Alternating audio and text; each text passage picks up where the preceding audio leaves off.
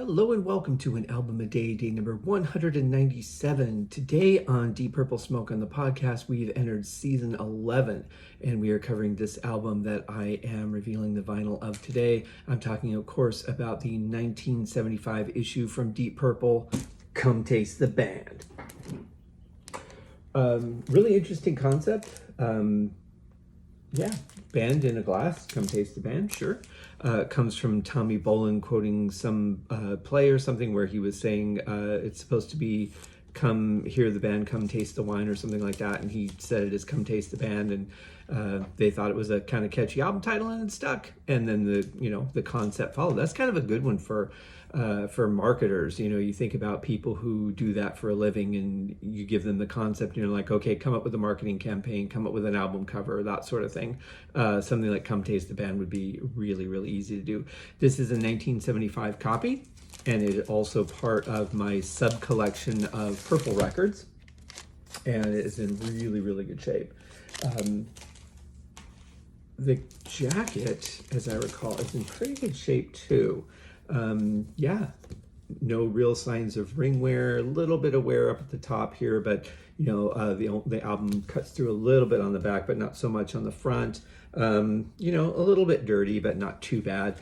It is a gatefold, which is nice. You get to be introduced to the newest member of the band, which is Tommy Bolin, his first and only album with the band, unfortunately. But you get a lot of them, writing sessions, just hanging out, good variety of real pictures instead of just a bunch of posed photos. So that's really nice. Is there anything in here? Yes, there is. Should have known this. I took a picture of it last night.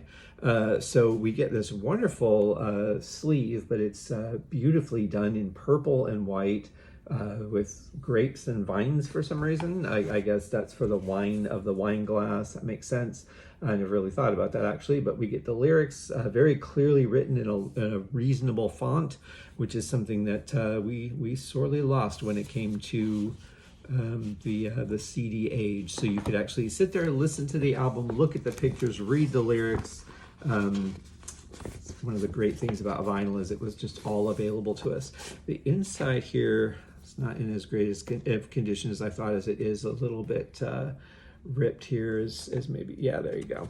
So that's unfortunate, but for the most part, for a 49-year-old album, it's in pretty good shape, I have to say. All right, I'll fix that later. Anyway, most important thing, the music. And this is a killer album. I don't want to go too much into the song details because we're just kicking off this season of Smoke on the podcast.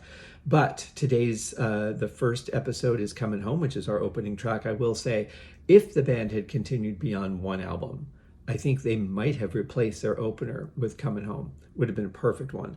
Then we go to Lady Luck, which is our second song. Getting Tighter is third. Dealer is fourth. And I Need Love is fifth. As a drummer, I Need Love, so much fun to play.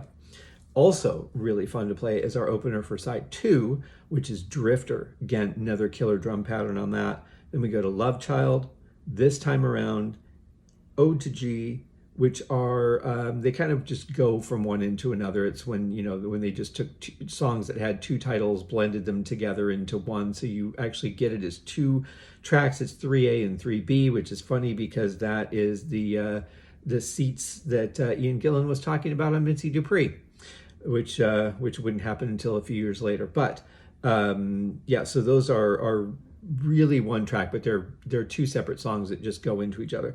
And then our last one is actually the first song that I ever heard from this album, which I heard on the anthology because this was very hard to find in our area. It was something that the record stores didn't stock in the 80s, and that's You Keep On Moving. So that was my first impression of the Mark IV lineup, what Come Taste the Band sounded like, and it would be a little while actually from that time before I heard the actual album because it had to be special ordered, and those things take time.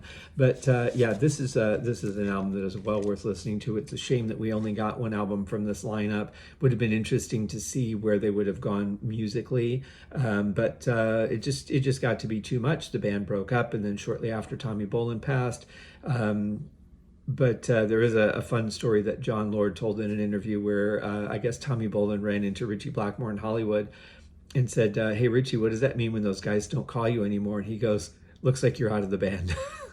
So, I mean, there was no band to be out of, though, was the thing. They probably should have mentioned that, or maybe they did, and he was just so out of it he didn't notice what was going on around him. Wouldn't surprise me, as he did die of a drug overdose. But yeah, a lot of great music that he left us with. This is an album well worth listening to if you're into hard rock music. Check it out, Deep Purple. Come taste the band. Check out season 11 of Deep Purple Smoke on the Podcast.